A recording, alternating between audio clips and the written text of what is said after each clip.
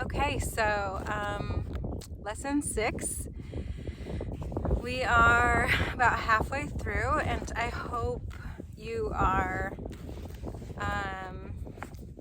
getting something out of this, and if not, at least enjoying yourself. I tried to set it up so you could see the beautiful desert sunset, but it's kind of not focused right. I tried. Lesson 6. I thought really long and hard about how I wanted to do this one. And, if I wanted to go through another meditation with you, because as you saw, hopefully, the activities are just planting seeds and, well, not just planting seeds. I don't want to downplay it at all. It's an important activity, and inner counsel work. And we've done the meditation of the inner child or the inner infant, and the inner counsel is a lot like that, but it's more in depth for sure. Like, there's going to be a lot of people at the table, and I think that it's important for you to do that kind of on your own and at your own pace without me presenting examples of who is going to be at your table. I do present a few examples in the activity when you read it, but I think it's important that you really pay attention to who is in your inner counsel, and without me kind of guiding you through it, now that you know the steps to get to that place within yourself to begin the meditation.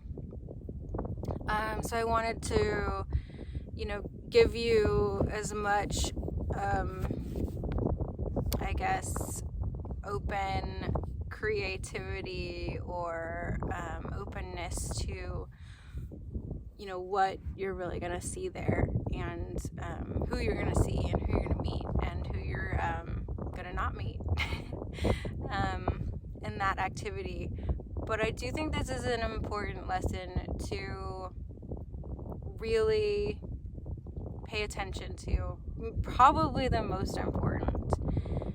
I don't know if I've said that before about other lessons, but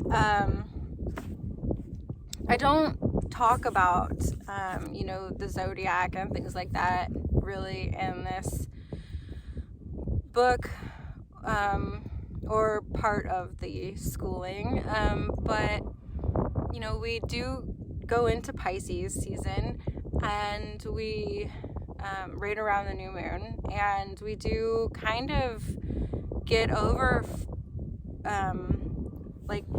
we're filled with emotions, that's like water. We're flowing. We are really letting go and letting our emotions and our feelings and everything kind of flow out of us as much as possible. And it's also, the dreamy sort of creative sign that we're going into in the sun.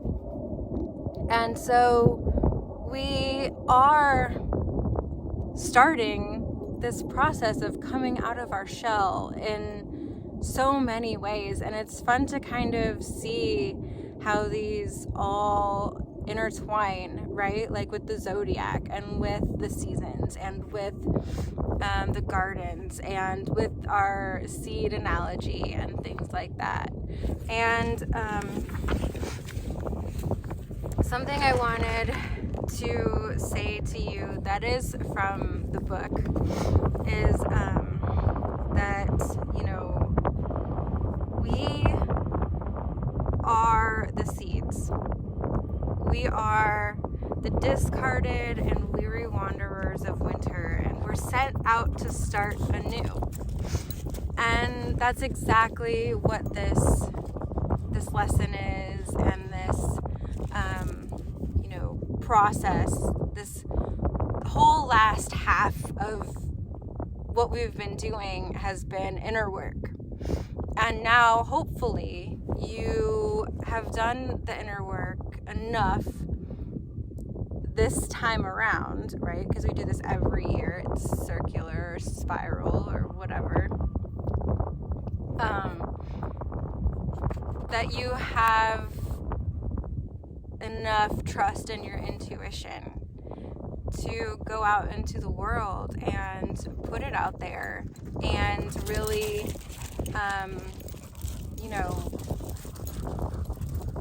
start to come out of your seed. And you're like, so we're just peeking out. I don't know.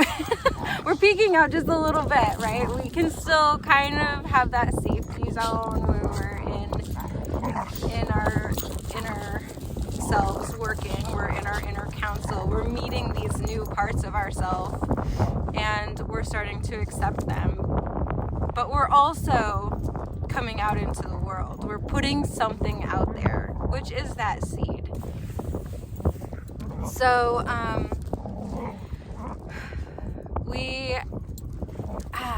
this time of year is just so heavy. And like I said, in so many ways, we are, for the first time, having to trust our intuition and, set that one step, that first step outside of ourselves and really see if we do trust it. And sorry, I have puppy play going on. But we get rid of the dogs. We all need different things to flourish, and we all need different things to grow. And we're going to learn what those are about ourselves when we do step outside. We think we know because we've done some inner work and we've met our inner self in different forms.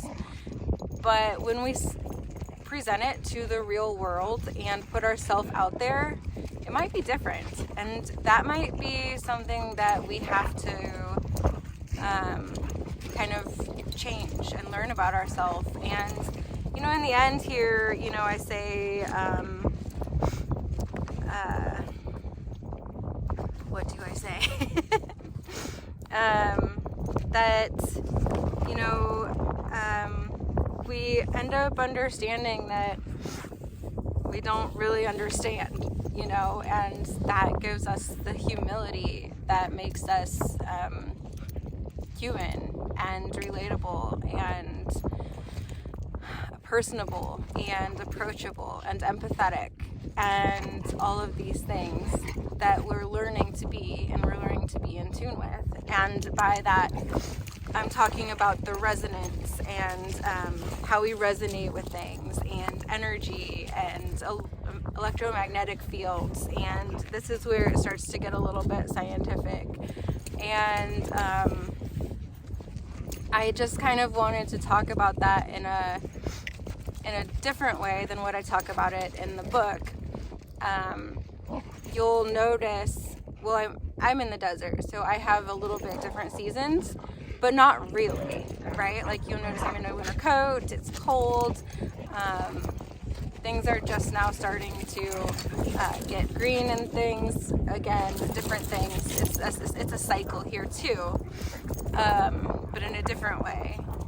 And here, the rain washes the rocks clean, and you can see where the magnetic rocks, they are pulled to these certain locations. Magnetic sand and magnetic rocks, they're pulled to these certain locations on the earth, which are these electromagnetic fields, and we're actually surrounded by them, right? So you can feel that in your electromagnetic field that beats with your heart, and the trees and in the plants and in the earth itself and in rocks.